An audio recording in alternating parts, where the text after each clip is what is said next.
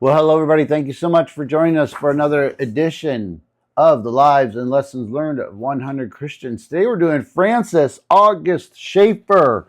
He was an American pastor, theologian, philosopher, apologist, and cultural critic whose work reshaped evangelical engagement with the modern world. His books and lectures and the fellowship that he started, L'Abri, is the name of it, bridged faith and reason, offering a compassionate yet uncompromising defense of Christianity. His writings analyze the drift of Western culture while calling believers to live the true truth and to love people.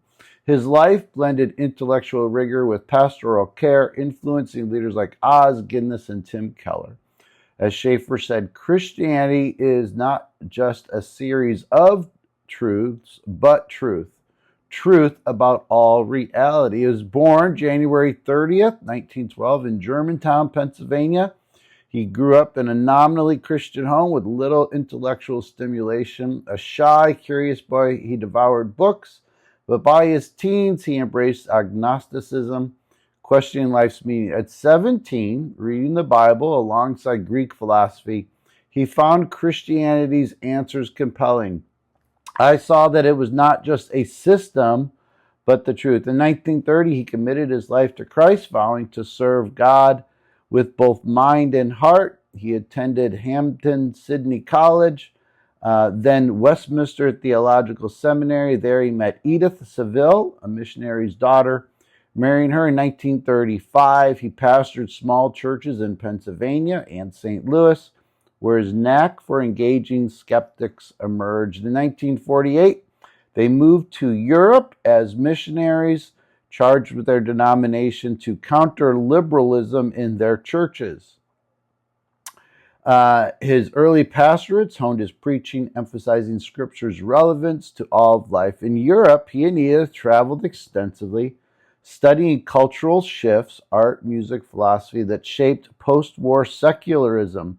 Alarmed by existentialism's rise and Christianity's retreat, he felt called to address the line of despair in modern thought where meaning collapsed without absolute truth. The Schaeffers founded L&L, the shelters, that's what it means, in Switzerland. Their chalet became a refuge for students, hippies, and skeptics seeking answers. It was a place that offered hospitality, open dialogue, and rigorous apologetics, blending theology with discussions of Nietzsche, Beatles lyrics, or Picasso. No question was off limits, Edith wrote. His lectures were taped and circulated globally.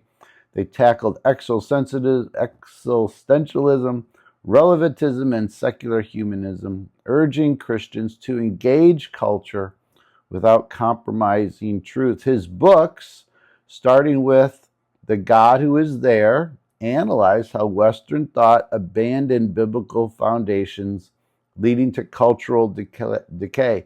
How Should We Then Live? 1976, with its film series, traced history from Rome to modern times, warning of morals, relativism's consequences. His later works, like Whatever Happened to the Human Race, written with C. Everett Koop, if you know that name, addressed abortion and bioethics, galvanizing evangelical activism in America's culture wars.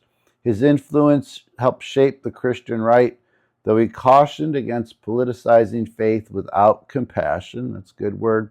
Despite fame, he remained approachable, hosting all-night discussions with students.